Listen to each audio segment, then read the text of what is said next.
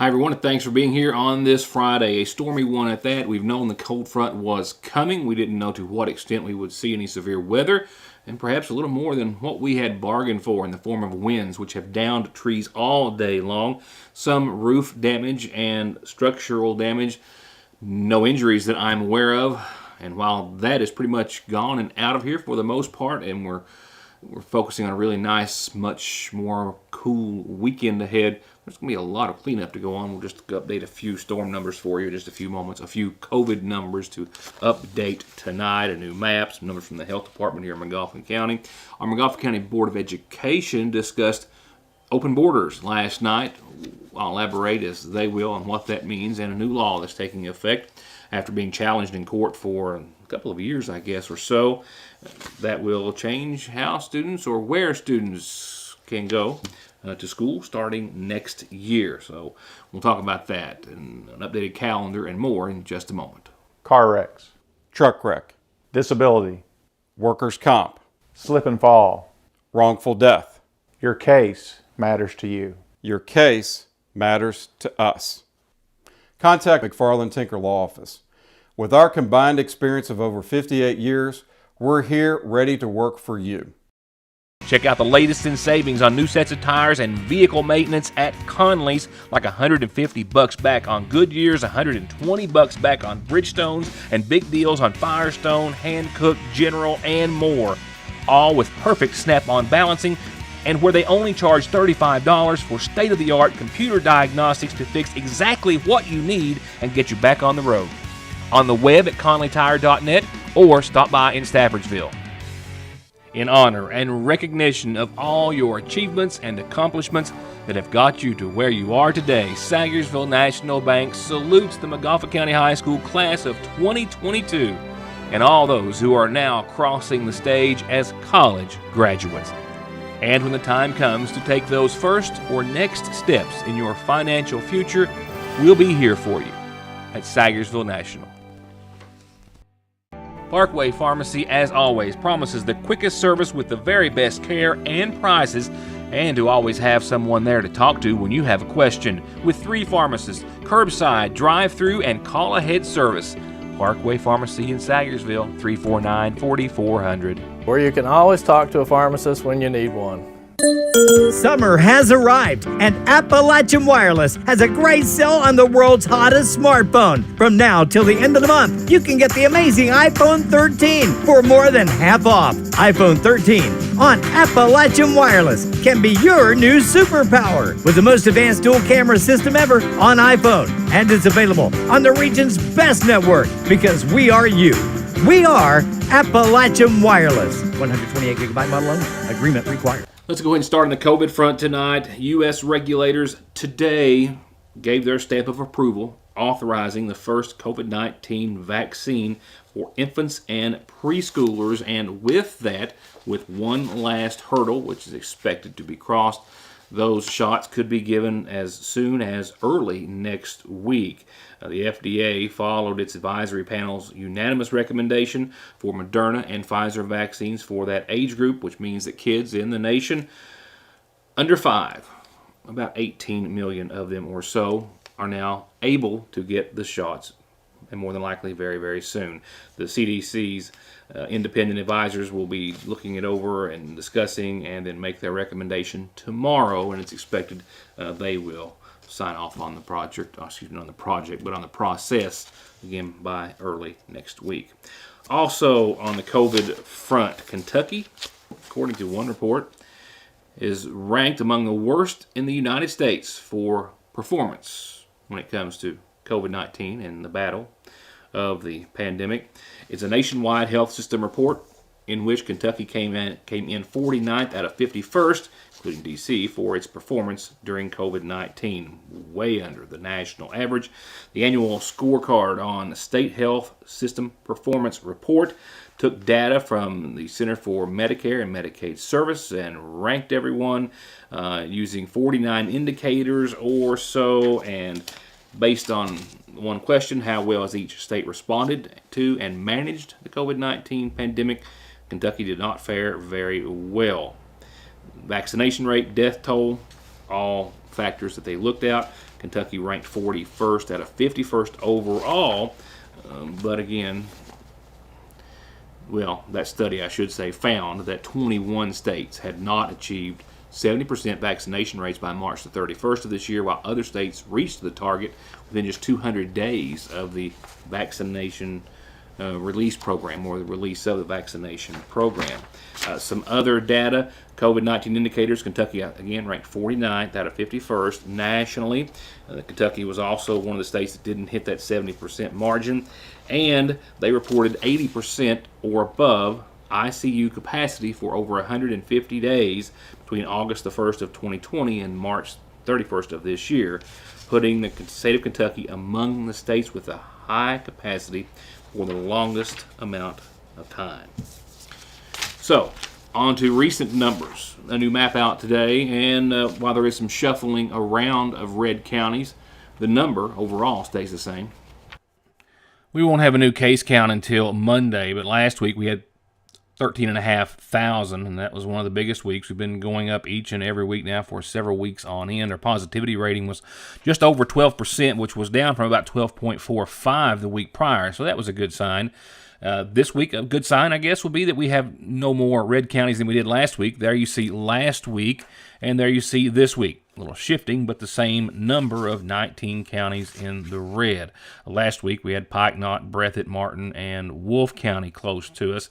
This week, Lawrence and Morgan are now in the red, but then Pike and Knott and Martin are no longer, but 19 counties in the red, and in fact, the same number of counties in the green from last week as well. So hopefully that is a good sign as well. Another positive, last week the Mcguffin County Health Department, as I told you, reported a total of 33 cases for the week. That was one of the largest weeks, doubling of the weeks that we had seen for close to a couple of months, I suppose. This week, now I can't give you the entire week. The numbers I had available as of airtime were for Monday through today. So without the weekend, which is usually low anyway, we had a total of 18 being reported from the Mcguffin County Health Department. So that too a good sign. But COVID is out there. I've got some folks, family, friends who have got it, and over the course of the past several days, many of which do not feel all that great. Some running fever, some with a bad cough, but no one hospitalized, and those numbers are continuing to stay low locally, nationally, of course, and statewide as well. So hopefully this recent increase in numbers will maybe level off and start to go back the other direction. The Mcguffin County Board of Education discusses open borders when I return. Obviously not in the same discussion as that on the national level. Open borders were a part of the discussion last night at the Mcguffin County Board of Education meeting, as they in particular relate to non-resident students per a change in state law that was passed a number of years ago but has been held up in litigation by opposing school districts, finally taking effect this year. Director of Pupil Personnel Justin Bailey explained to the superintendent and board last evening about what this will mean as to how students can essentially go to whatever school in whatever county they so choose. That means we just opened up just free borders, correct? Yeah, pretty much. But I mean, there are restrictions that we can put in place in the sense of policies surrounding how we determine enrollment in schools. So, I mean, if we are creating an enrollment at a school that is 400 kids, then if we've got 400 kids there, I mean, it would be the board could restrict somebody from coming and saying, I want to enroll at this school. We could say, no, school's at capacity. That student would be allowed to enter. And then the policy has some sort of, when you get to a limited number of spots available, the KASB policy does have sort of a hierarchy of a student as a sibling to another student. I mean, there's a few things that sort of move down that list, but for the most part, I mean, we want to get as many students into the schools as possible. So, and I think every other district around us is probably feeling the same way. So everybody's going to be willing to take everybody. And there's no stipulation on, like Chris was the principal, denying or stopping the kid from going anywhere, correct? Could we stop our kids from going other places? No. Okay. No. Is there a restriction on, like a one-time deal or transfer, is that on this policy? No, I mean, the state, the law that the state passed basically allows students to enroll in other districts if the districts are willing to take them. I mean, we no longer have any sort of Some control. control over those students. They can, if another district says, yes, we'll take you, I mean, we don't have anything to stop them. Our only restrictions would be some of those things, and the law says they shall enroll. So even we can't stop non-resident students from coming here. The only way we can do it would be through policies like capacity and some of these other wiggle areas. I mean, you couldn't just say, yeah, we've got 10 spots, but we don't like you, we're not going to take you. That wouldn't be an option.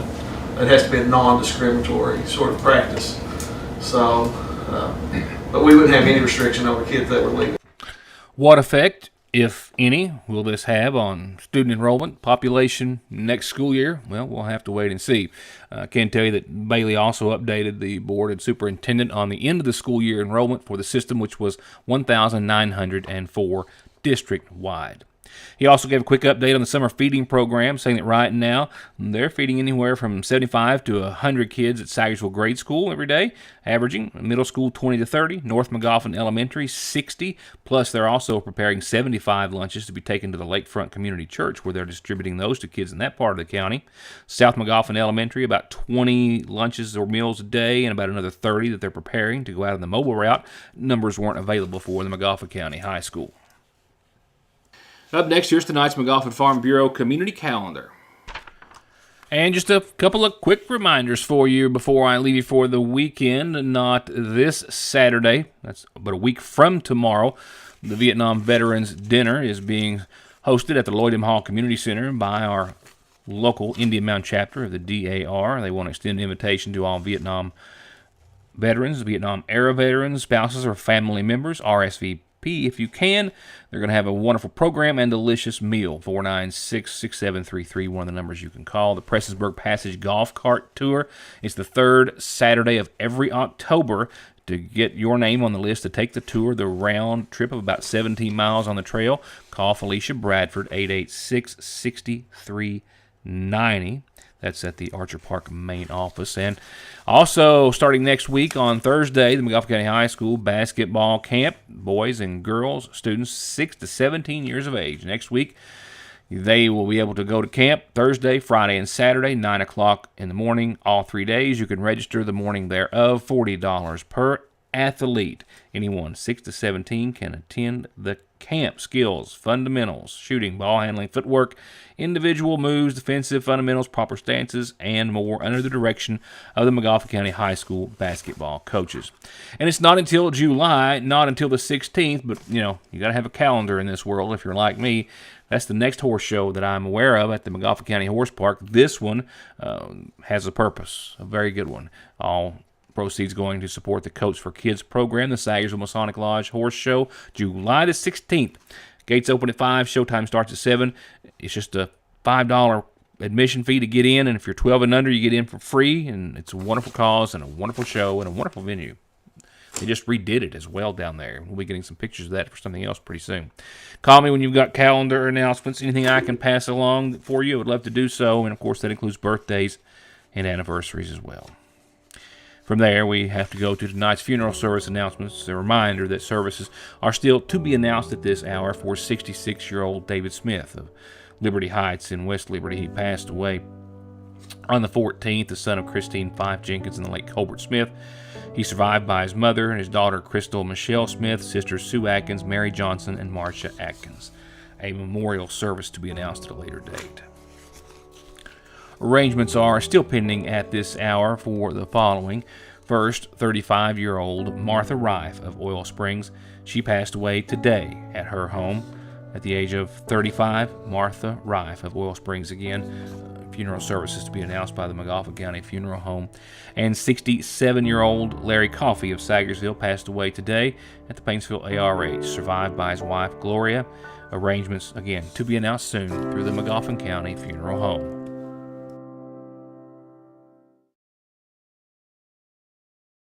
Summer's almost here and the seasonal shop is ready. The shop is filled right now with bright colors, beautiful clothes, and new jewelry for all your vacations and summer outings and fun.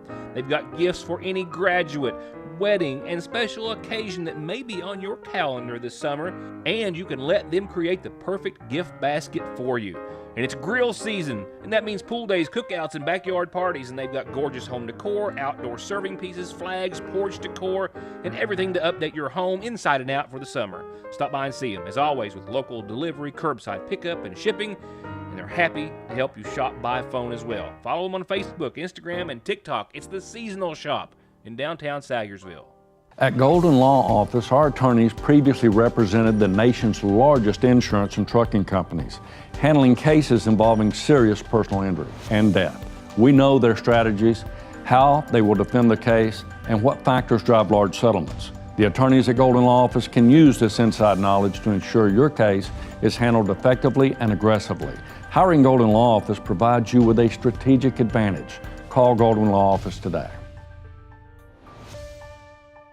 The reassurance of getting your medications and over-the-counter needs at Sayersville's oldest and most trusted pharmacy, the convenience of curbside pickup and call-ahead service, and the fact that you can walk in, order to go, or sit down and get gourmet quality hot fudge brownies, nachos, shakes, coffees, hot dogs with homemade sauce, desserts, and more makes it more than your hometown good neighbor pharmacy. It's a destination in downtown Sayersville, Fraser's Prater Drugstore. It doesn't get any sweeter than that. Well, I didn't have to go very far to find one of the dozens and dozens of downed trees on power lines or across roadways today during what was a really good set of thunderstorms that passed through the viewing area. B, I couldn't go very far because there were essentially trees blocking just about every direction at some point or other. Even as late as around 5 o'clock or so, Mcguffin County 911 still receiving new reports of downed trees across roads or on power lines. And these were all good ones today. The ones that I saw, some of the pictures that folks have shared, I just didn't have time to get them on, but we're talking about significant trees, significant problems with the power lines being down. Some power lines, some utility lines, phone, internet, and the like. I know that Foothills Communications was fielding calls, hundreds of outages. This here, one in particular, where not electricity but other utilities were involved. At the height of the storm, Big Sandy RECC had over 2,000 out, about 40% of their service area. That was around 2 o'clock or so. Licking Valley RECC had well over 2,000 out as well at the height earlier this afternoon. I think by later on this afternoon, they were at around 1,550 or so by around 3 o'clock. 600 and around 40 were in Mcguffin and 715 in the Morgan County area.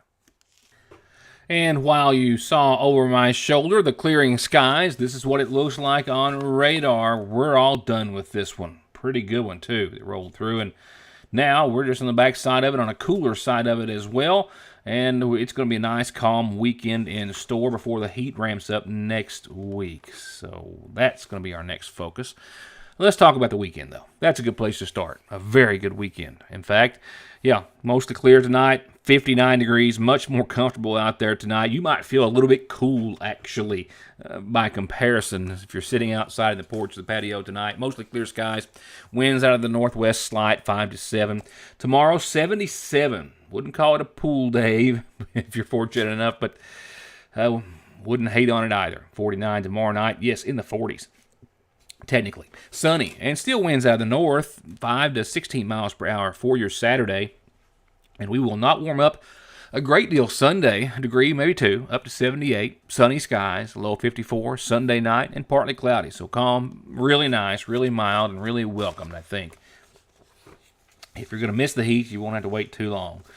For everyone else, it's time to start dreading after Sunday wraps up. Monday, still nice, 84, mostly sunny, mind you. We won't see the heat build back in until thereafter. But I have to say this, I still, not just a lot of instability in the forecast, but also with all the renderings that I'm seeing weather-wise, It's going to be in the 90s.